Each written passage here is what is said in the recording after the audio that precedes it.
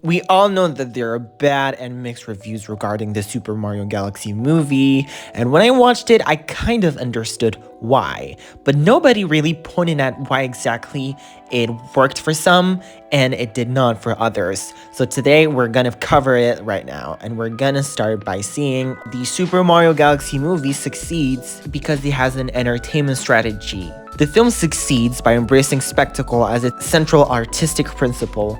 Rather than prioritizing narrative complexity or realism, the film constructs a visually driven experience which has cosmic imagery, fast pacing, and epic music. This approach creates an epic tone, especially for the music, that creates this tone that we all want to see, that remains controlled and consistent throughout the entire film. There is beauty in the film. We see large galaxies, floating planets, beautiful camera movement. The cinematography is really beautiful and well done, and so it kind of serves this entertainment strategy where the audience feels wonder. I've talked about the music. It plays a decisive role in reinforcing the strategy. The score elevates action sequences. It transforms motivated or even random fights into emotionally engaging moments. As a result, scenes function effectively as entertainment. The film also benefits from its reliance on iconic characters. Mario and his companions do not require a deep characterization because they're already familiar to other people and they're already iconic. So how they were created and invented in the games, we're gonna keep them in the exact same way. So they lack any complexity, and even if we add complexity to them, it would feel different to these characters, and it would feel as if we don't see Mario or Peach or etc. And yes, they lack flaws. I would compare them to the characters in K-pop Demon Hunters, which have many flaws. We can, for instance, see them, the picture, the image that they gave of themselves when they're on private and on public is totally different. We see them without makeup, we see them vulnerable, etc. So they feel as if normal people when they're alone, but then they're superstars when Hannah Montana. Anyways, these characters do not need, and I think the directors did it on purpose. They do not need these flaws to make them have an arc, because what we actually want to see is iconic characters that we love, so we don't want anything extra. Randomness further strengthens the entertainment model. Because encounters occur quickly, I think of Yoshi, friendships form instantly, I think of Yoshi and Mario. The sequences extend purely for spectacle, like the action sequences. The fast pacing prevents stagnation and maintains viewer engagement. Even if a sequence that serves no purpose contributes to rhythm, humor, or visual memorability. And actually, I would compare this to TikTok or any social media where you actually are overstimulated by many different random videos that you find, and it's their randomness that stimulates you, and that's actually what the film actually does, even if it creates a pacing problem. But it's great for entertainment, not for art, but for entertainment. So it works strategically. But it actually has a theme. The film itself actually has a theme. Compared to the first movie, we find the value of family. We see motherly love through Rosalina, family motivation and identity through the relationship between Rosalina and Peach, and also Bowser and Bowser Jr. And also there's beautiful humor I've laughed so many times, especially at the end. I don't know why it's specific to the end for me. Bowser as a sidekick, it's amazing. It's crazy great. The film achieves its goal. It's a controlled spectacle designed for entertainment.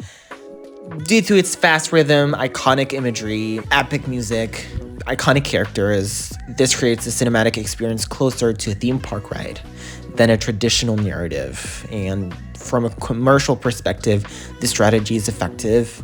It attracts people, mass appeal. So it worked, and that's why some people liked it. But now we're gonna see why others did not like it, for actually the same reasons, but on a different lens. The same reliance on spectacle also produces structural and thematic limitations. Because the film prioritizes iconography over storytelling, characters remain largely unrelatable. They rarely doubt themselves, experience fear, or have any meaningful transformation. Mario especially lacks a clear arc and remains fundamentally unchanged from the beginning to the end. Sorry for the spoiler. This absence of growth reduces emotional stakes and transforms the narrative into a sequence of events rather than a journey. The film's embrace of randomness also weakens narrative cohesion. Fights appear without strong motivation. The encounter between Mario and Yoshi is too sudden, and sequences sometimes extend beyond their narrative necessity. So while this could be entertaining, the structure can feel messy. The pacing, even though it is energetic, it occasionally sacrifices clarity and emotional buildup. And action sequences further illustrate this limitation, because unlike symbolic confrontations that express thematic ideas, most fights exist purely for excitement. They lack any metaphor, character dynamics, or narrative consequence. And this absence of artistic layering reinforces the perception that spectacle replaces meaning. The film does not aim for allegory, we know that, but this narrows interpretive depth. Also, I've found that the villain's goal, destroying the universe, is not really, feels really generic. Such large-scale stakes can feel impersonal. Even though Bowser Jr.'s desire to impress his father adds emotional grounding, it remains simple and it's lightly explored. It's explored only at the end or in the last acts of the film. I've talked about the themes of identity and family, but they're not fully developed.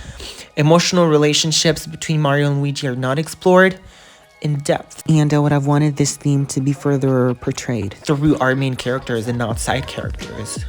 Themes should be about our main characters, not the side characters. And as a result, thematic coherence remains secondary to spectacle. The film's structure reflects imbalance. There are long sequences without clear purpose, limited character arcs, minimal psychological depth, and pacing issues. So these weaknesses reveal the paradox at the heart of the film. The qualities that make it entertainment, randomness, speed, etc., also prevent deeper storytelling.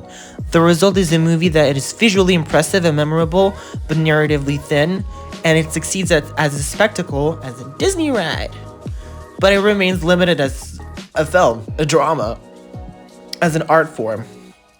Thank you for watching the video. I hope I'm going to do more because that's my first video in English. Where I speak in English. I hope I have an American accent because I'm not American.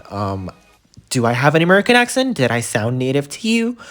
I would want to know, and thank you for watching. Bye.